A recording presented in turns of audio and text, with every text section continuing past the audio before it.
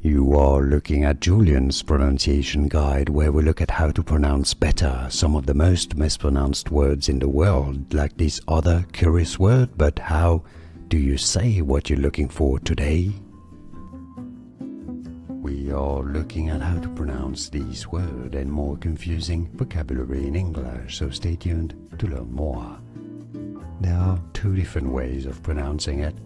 In English, in British English, it's normally said as bouquet, bouquet. Now in American English, it's often said as bouquet, bouquet, or bouquet. For reference, in French, it is said as bouquet, so the British pronunciation is closer, bouquet or bouquet, a bunch of flowers or the scent of wine or perfume, bouquet or bouquet. And now you know it all. More videos for you here to learn more.